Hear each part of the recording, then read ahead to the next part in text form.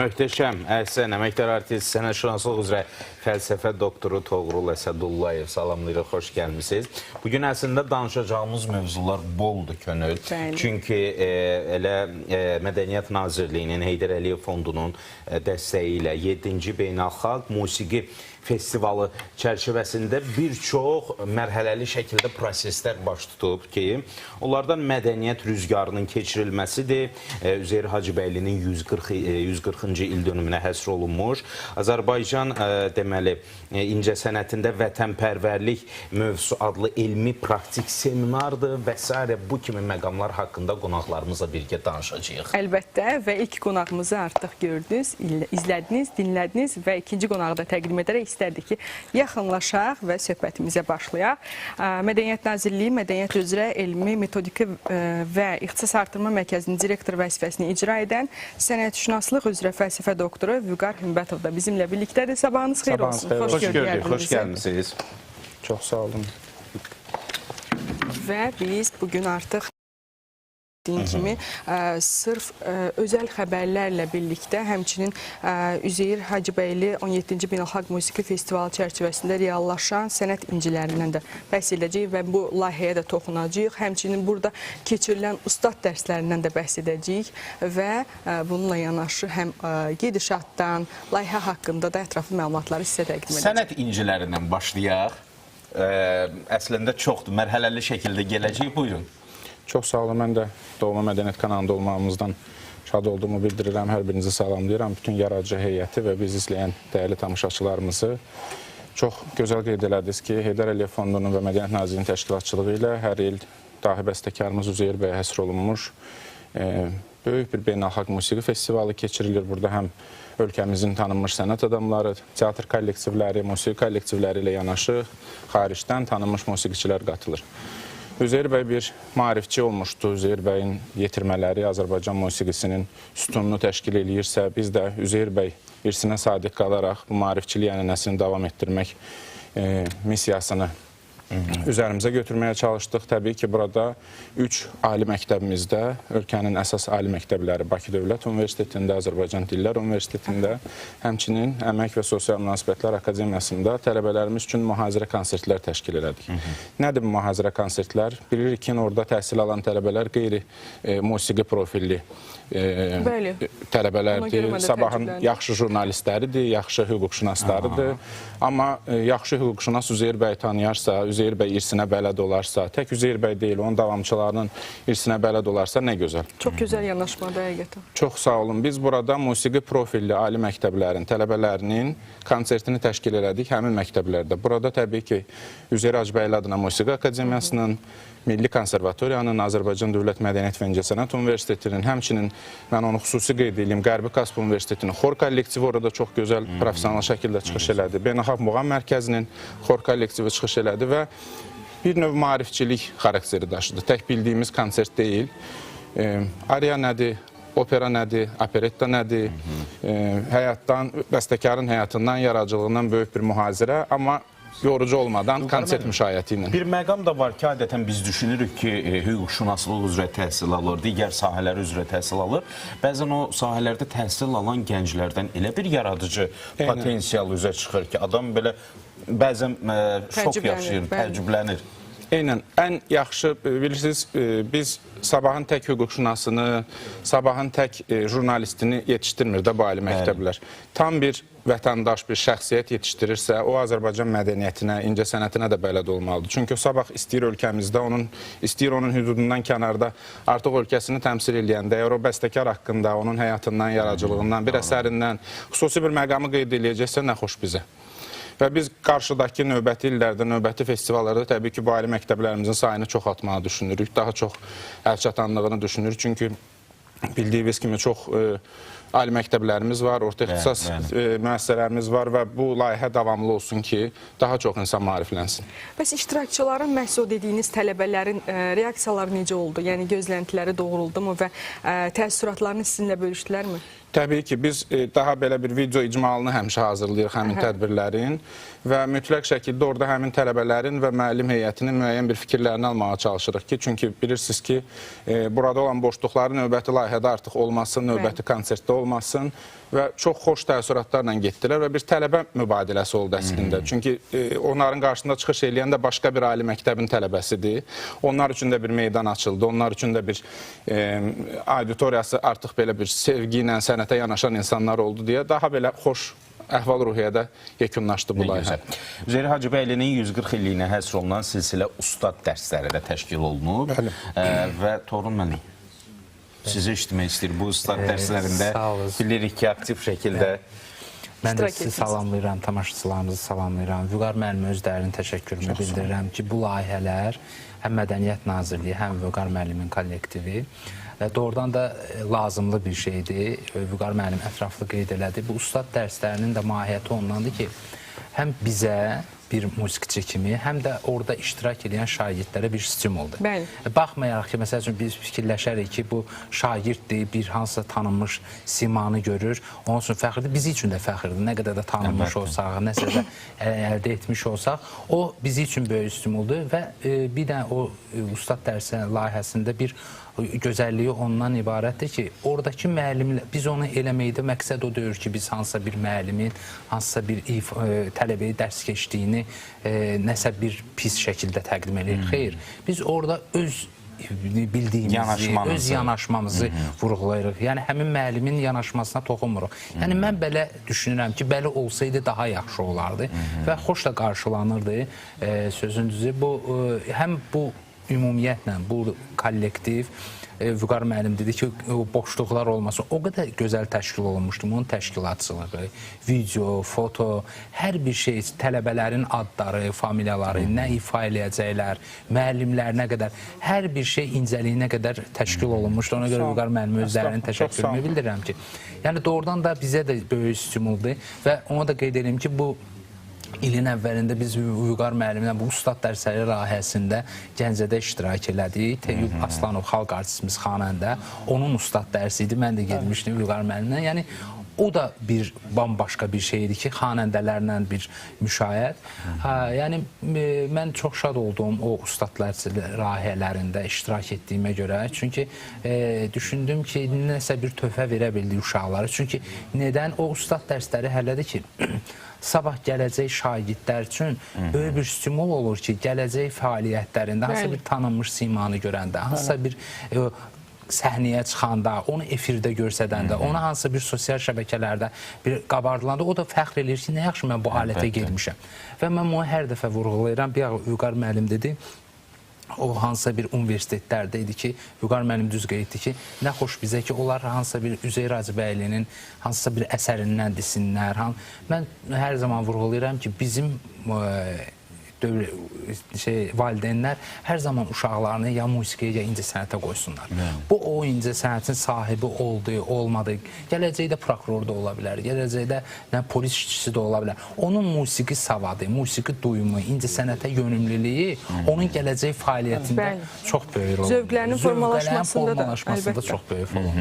O bir məsələ var ki, zövqlər mübahisə olunmur. Əslində mən düşünürəm ki, insanın hər hansı bir musiqiyə dinlədiyi repertuar olsun, dinlədiyi ifaçı olsun, musiqiçi olsun, müəyyən qədər psixoloji məqamlar var da, o insanın şəxsi xarakterlərini kəşf eləmək mümkündür. Ona görə də düşünürəm ki, mədəniyyət insanın daxili aləminin, ruhunun formalaşmasında da çox böyük önəm daşıyır. Əlbəttə ki, və biz onu da qeyd etdik ki, Qarabağda mədəniyyət rüzgarı köç və bunun nəticəsində yeni layihələrin də formalaşmasını qeyd edirik və istərdim ki, biraz qısa şəkildə də olsa bu layihədə toxunaq. Sevərlərin məhz maraqla qarşıladığı. Əgər icazə verirsə, mən ustad dərsindən bağlı qısa bir məlumat da əlavə edeyim. Toğrul müəllim qeyd elədi, dəvətimizi qəbul edib, həmin ustad dərsində iştirakına görə Toğrul müəllimə təşəkkür bildirirəm. Biz 10 gün ərzində Mədəniyyət Nazirliyinin dəstəyi ilə təbii ki, Mədəniyyət İşçiləri Həmkarlar İttifaqı, Bakı şəhər Mədəniyyət İdarəsi və Abşeron Xuzur Regional Mədəniyyət İdarəsindən 10 gün ərzində 14 ixtisas üzrə ustad dərsləri həyata keçirdik. Amma bu tək Bakıda deyil. Bakı, Xırdalan və Sumqayıtı əhatə elədi ki, burada da çox tanınmış tanınmış sənət adamlarımız, xalq artistimiz Vamiq Məmmədəliyev, balaban üzrə Şirzad müəllim və bir çox sənət adamlarımız, kamança üzrə dəyərli sənətkarımız Toğrul müəllim və digər ixtisasları əhatə eləməyə çalışdıq. Xanəndəlik ixtisası üzrə Təyyar müəllimin ustad dərsi oldu və burada müxtəlif ixtisaslar, saz, balaban, kanon və bir çox ixtisasları əhatə eləməyə çalışdıq ki, burada da gənclərin, uşaqların inkişafı üçün bu layihə çox önəmlidir. Geniş miqyaslı oldu. Və fürsətdən istifadə edib Mədəniyyət kanalımıza təşəkkürümü bildirirəm. Çünki bu layihələrin auditoriyası bəlli bir auditoriyadır. 100 nəfər, 200 nəfər. Amma biz doğma televiziyamız vasitəsilə, onun xəbərləri vasitəsilə bu layihələr daha əlçatan olur. İnsanlar daha çox maariflənir, daha çox xəbərdar olur. Çox gözəl qeyd elədiniz. Qarabağda mədəniyyət rüzgarı. Biz bu layihəyə bu ilin aprel ayında Gəncə şəhərində icra elədik. Toğrul müəllim qeyd elədi. Bu bir mədəniyyət bayramıdır, bir mədəniyyət festivalıdır. Burada nə baş verir? Həmin region üzrə, Qarabağ regionu üzrə teatrında ustad dərsləri, aidiyyat üzrə. Həmin regionda ali məktəb varsa, mütləq orada bir elmi seminar həyata keçirik və xüsusi qeyd edeyim, oktyabr ayının 20-sində biz Doğma Qarabağ Universitetimizdə Azərbaycan mədəniyyətində Üzeyir Hacıbəyli fenomeni adlı bir elmi praktik seminar keçirdik. Çox dəyərli sənət adamlarımız Zümrüd xanım Dadaşzaddə, professorumuz, Qarabağ Universitetinin müəlliməsi Aybəniz xanım Növrəsli bir çox elmi mühazirələrlə çıxış elədilər və tələbə gənclərin maariflənməsi üçün maksimum güclə çalışdıq.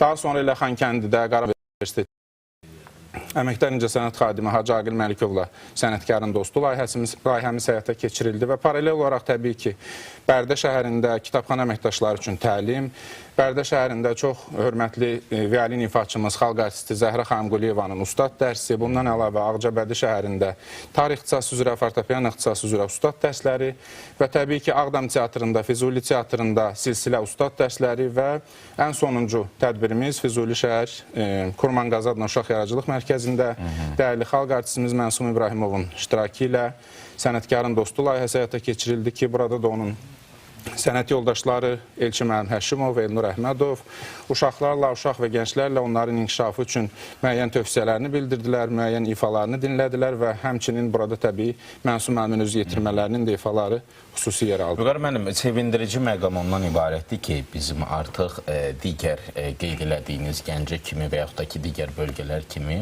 artıq biz səfərlərimizi, bu ustad dərsləri olsun, digər layihələr olsun, işğaldan azad olunmuş ərazilərimizdə qeyd eləyirik. Nə qədər bizə yuxu kimi görünsə də bu artıq reallıqdır, sevindiricidir, hər birimizin qürur yeridir. Biz insanlar dədə-baba yurdlarına qovuşmaqla yanaşı düşünürəm ki, mədəniyyətimiz də öz ocağına, öz mərkəzinə, məbədinə qovuşub və elə bir məsələni də xüsusilə vurğulayaq ki, bugün Prezident İlham Əliyevin tapşırığına uyğun olaraq işğaldan azad edilmiş ərazilərə daha bir köç kərvanı yola salınıb. Zəngilan rayonunun Ağalı kəndinə 41 ailə, 110 nəfər köçürülüb. Əziz tamaşaçılar, Ağalı kəndinin köç edənlər Respublikanın müxtəlif yerlərindən əsasən də yataqxanalarda, sanatoriyalarda və inzibati binalarda müvəqqəti məskunlaşmış ailələrdir. Təbrik edirik buradan hər birini və təbii ki, orada artıq yeni həyat başlayır, yeni işartılar. Bu, bizim üçün nə qədər sevindirici olsa da düşünün ki, o ailələrin sevinci hansı həddədir. Və bu kimi layihələrin də artıq Ağalı kəndində də həyata keçiriləcəyi növbəti il üçün bəlkə də nəzərdə tutulacaq. Mütləq şəkildə. Bir məsələni də xüsusi vurğulayaq ki, bax bu seminarlardır, bu təşkil olunan tədbirlərdir. Burada əsas qayə, əsas mövzulardan biri də vətənpərvərliyin aşılanmasıdır. Bəli. Bu barədə istəyirik. Bu barədə bilirsiniz ki, zəfərimizin, şanlı zəfərimizin 5 illiyi ölkəmizdə və onun hüdudlarından kənarda çox gözəl tədbirlərlə qeyd olundu və təbii ki, biz də bu məsələdə öz töhfəmizi verməyə çalışdıq ki, burada da əsas məqam Azərbaycan incəsənətində qəhrəmanlıq mövzusu adlı bir elmi seminarın təşkili idi. Çünki nəzərə alsaq ki, bizim işğaldan azad olunmuş həmin o torpaqların qaytarılmasında Cənab Ali Başkomandan başda olmaqla qüdrətli Azərbaycan ordusunun bu oğulları həmin musiqinin fonunda, həmin yazılmış əsərlərin fonunda o vətənpərvərlik ruhunun içində daima daşıdır. Və təbii ki, bu da qələbənin qazanılmasında öz kiçik payını olsa almış oldusa, biz də bu işdə Azərbaycan incəsənətində qəhrəmanlıq mövzusu adlı bir elmi mühazirə təşkil elədik və o mühazirədə çox dəyərli sənət adamlarımızın çıxışları, çox dəyərli bəstəkarlarımızın əsərlərini səsləndirdik. Orada qazi bəstəkarımızın əsərini səsləndirdik, hansı ki, o Vətən müharibəsi iştirakçısıdır Vüqar Məmmədzadə. Daha sonra teatrşünas Dağlar Yusif, bilirsiniz ki, o ön cəbhədə vuruşub, vətənimizin azadlığı, birliyi, bərabərliyi uğrunda o da öz belə deyək, missiyasını yerinə yetirmiş, amma o bir teatrşünasdır, bir sənət adamıdır. Ona görə burada həm sənət adamı, həm cəbhə, bunun ki, qasidi və bəstəkarlarımız bu mövzuda həm 30 il ərzində yazılmış müəyyən əsərlər və son 5 ildə zəfərə həsr olunmuş, qələbəmizə həsr olunmuş müxtəlif əsərlər ərsəyə gətirib ki, burada da Baba Vəziroğlunun, qiraətçimiz Azad müəllimin, kino sahəsində Ayaz Məmsalayevin və bir çox tanınmış sənət adamlarımızın, bəstəkarımız Elnari xanım Dadaşovanın, Firəngiz Əlzadənin bir çox əsərlərini dinlədik və aidiyyatı üzrə bu istiqamətdə müxtəlif maarifləndirici mühazirələri biz auditoriyamıza çatdırdıq ki, düşünürük ki, bu da zəfərimizə həsr olunmuş ən yadda qalan bir tədbirlərdən biri olaraq sənət adamlarının yaddaşında qalacaq. Mütləq şəkildə və bir məqamı da xüsusi vurğulayaq ki, sahəsindən asılı olmayaraq, əgər vətən bizi səsləyirsə, hər birimiz onun keşiyində dayanmağa hər an hazırıq. Amma öz sahəmizi, öz peşəmizi layiqincə həyata keçirmək də düşünürəm ki, bir əskər olaraq səngərdə dayanıqlı dayanmağın göstəricisidir. Necə düşünürsünüz? Əlbəttə ki, biz də necə deyərlər, bizim əskərlərimiz cəbhədə döyüşərkən biz də öz alətimizlə bütün dünyada özümüzü göstərmişik ki, bizim musiqimiz budur.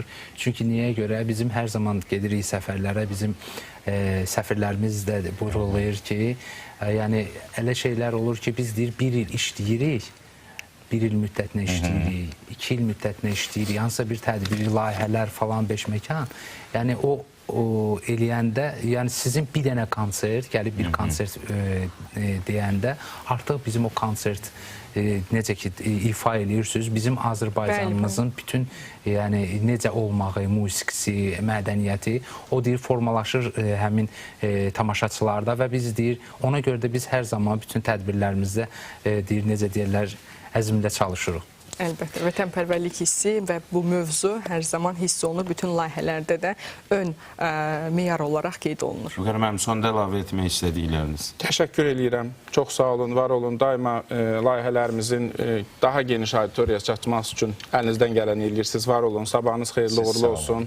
İşləriniz avanda olsun. Sizinlə biz də davamını gözləyirik bu gözəl layihələrin və uğurlar diliyirik hər birinizə. Mədəniyyət Nazirliyi Mədəniyyət üzrə elmi, metodiki və ixtisas artırma mərkəzinin direktoru vəzifəsini icra edən sənətşünaslıq üzrə fəlsəfə doktoru Vüqar Hümbətov və əməkdar artist sənətşünaslıq üzrə fəlsəfə doktoru Toğrul Əsədullayev idi studiyamızın qonaqları. Bir daha təşəkkür edirik. Çox sağ olun. Efirimiz isə davam edir.